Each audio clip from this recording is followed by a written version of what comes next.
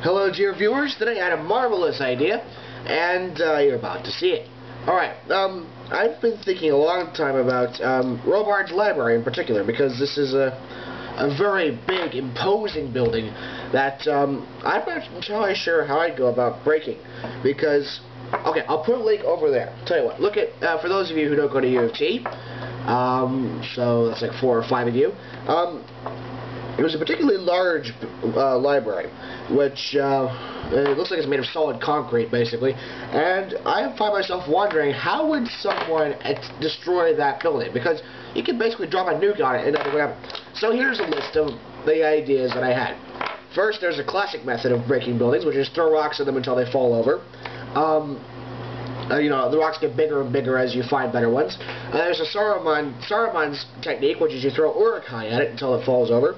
Or Sauron, which is like Saruman, except you also throw regular orcs, rocks, Oliphants, and flaming iron battering rams, named after the hammer of Morgoth, until that falls over. The military, just like throwing exploding shells at it, and actually, if match is to be believed, the building is safest as long as they're actually aiming for it.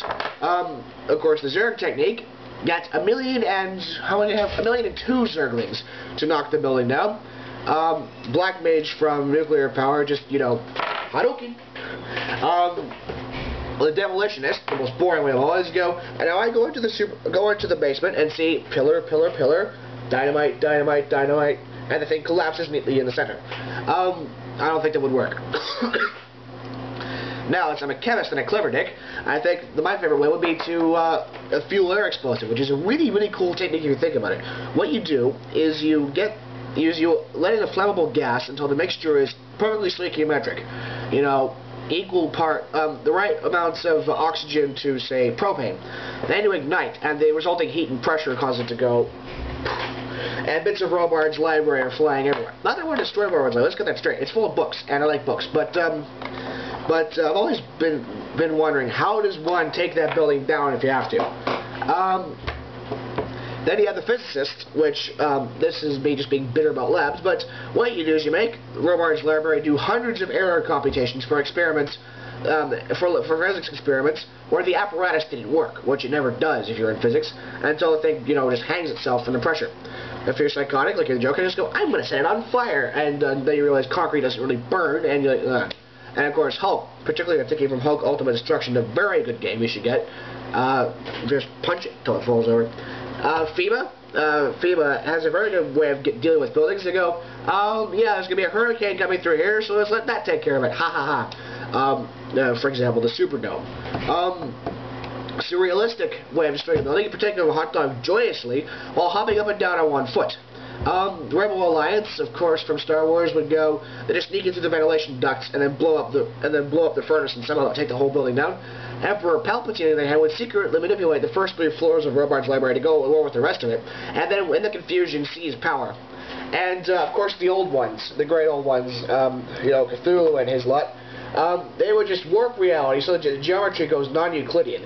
And this would go, it's all bendy and twisty, and the building would either be driven insane, and of course, if they warp reality like that, then they probably, you know, can be driven insane. And then they just let go, and the non-Euclidean geometry is trying to stand when, you know, lines are not parallel when they're supposed to be, blah blah blah, the thing falls over. Now, if you use any of those in my sore throat, that would be epic win. Now, let's see what today's feature Wikipedia article is.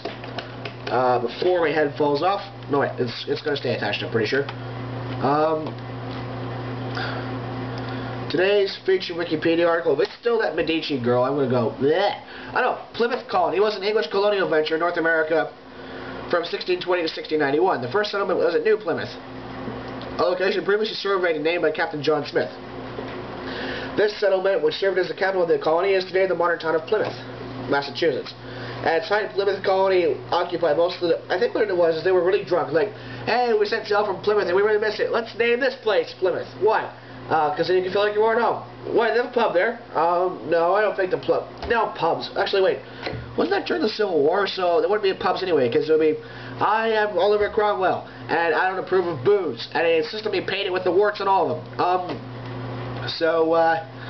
Yeah. And then they had the first Thanksgiving at some point, the first American Thanksgiving anyway,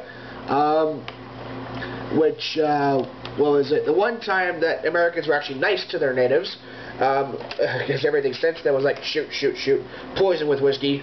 Oh, wait, listen to Run to the Hills by Iron Maiden, that will solve the whole problem. How'd they put it best? Murder for freedom to stab in the... no. Giving them whiskey and taking their gold, enslaving the young and destroying the old. Run to the hills, run for your life. Wait, they're coming from the hills, then run away from the hills, obviously. Anyway, remember this, dear viewers. What is it? I'm actually trying to get the dose tonight, so I might be going to bed a bit early. But remember this, guns don't kill people. Blood loss, tissue damage, and infection do. Good day.